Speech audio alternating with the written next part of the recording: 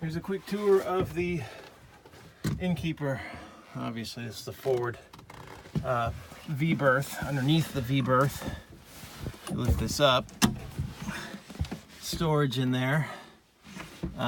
Actually, this whole thing can come out if you want. I never took it out. The water tank is under that berth. This is the water heater for the boat. This is where you light the pilot light. Right here, so you set it to pilot, push in, set it to pilot. This is from propane tank on the top, which I'll show you. Push in on this, let's see, where's it? Oh, push in here, and then stick a match in there and it will light. And there's a little pilot, and you hold this for 20-30 seconds. That's it. And all else fails, instructions are right there. This is a demand water heater, so when you turn on the faucet, it'll light up, and when you turn off the faucet, it'll shut off. I tend to crack this window open here, which just seems to be sticky, just because that's the exhaust. This 4-burner stove. You light it with a match. There's a lighter, which I don't know if it's in here or where it is. Here it is. There's a lighter. Okay. Cups and soaps. There's some nice little wine glasses in here that are plastic, so they won't break. Plates and dishes. Pots and pans. Miscellaneous. In the head, the light's automatic. It's just a little tiny light, so you can see at night. It's a little LED light. You can also turn this little knob. Where is it? Up here. And turn this light on. You turn it around and around, and you get high, low, whatever, and off. When you close the door, eventually that light will go off. It's just motion detector, so you can stick your hand in there, the light will come on. VHF radio and the CB radio. Not why you'd want a CB, but there you go. This is navigation power. You turn this on in order to provide power to the Garmin system. I'm sorry, the Raytheon system. This is the shower sump pump switch. You turn this on to enable the second switch, which is right there. You flip it up and it'll make a noise. It's only once you're in here taking a shower. You can hear it. It's just pumping out from that drain. A little tight in here. Obviously, that's the shower. Okay, I've already showed you the bilge pump. There's storage underneath here. And I bet I didn't take any of the stuff out of my kite in here. I'm going to get my kite. Got a cool kite in here. Take the kite out. Anyways, just storage under there. There's a box of stuff right here. This is all the stuff to do the bellows and the gimbal bearing, which is a pretty common maintenance issue. I already did one of the engines. Shoot, I can't remember. Port. I did the port engine already. Starboard engine still needs to be done. It's not leaking, but it will eventually, so it needs to be done. They just need to be replaced every several years. The refrigerator. There's a pin here. Don't lose the pin. You need the pin. If you don't have the pin, the door will flop open and all your food will fall out. Always keep it pinned when you're not using it, even whatever. These tachometers in here don't work.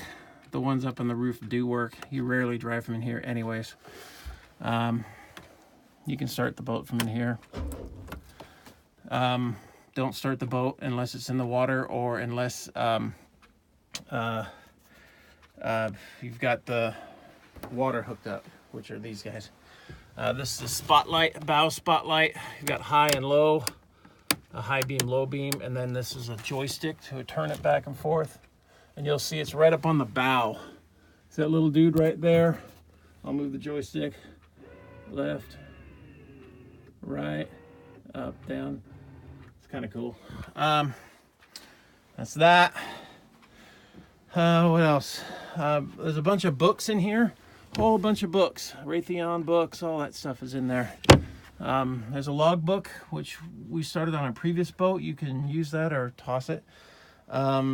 This brown box is a deck box. Got a hose and a bucket and stuff to clean the decks, scrub bushes and whatnot. These are the bow lines.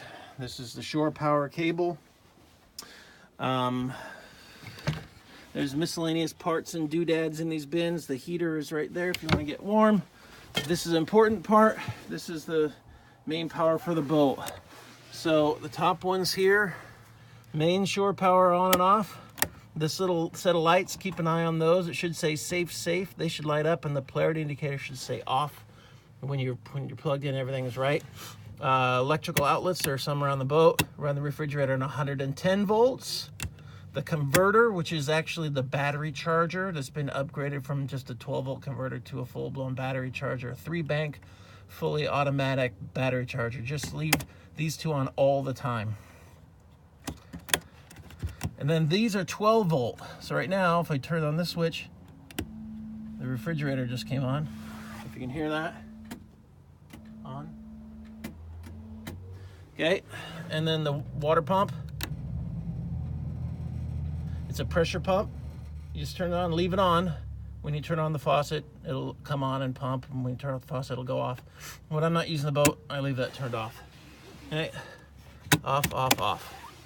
That's all off. Underneath this here, and you can access it either through here by opening this up or go on top. There's a spare propeller in there. There's some jumper cables, although you won't need them with all the batteries you have now, but they're in there. And there's a couple other spare bits and bobs in there. That's it. All the lighting in here is 12 volts, and it's all LED, and it's all new. So you shouldn't have to worry about that for a long time. This light over here, this one here looks like a 110 volt, and it used to be, but it's been repurposed to be a 12 volt, and that's a 12 volt light bulb in there. That's what that LED is. It's kind of, it makes it, this is what we use most of the time. Okay, so that ought to do it. Any questions, let me know. I don't think you'll have too much. This is pretty easy here. Boy, just fussing around. Okay, up.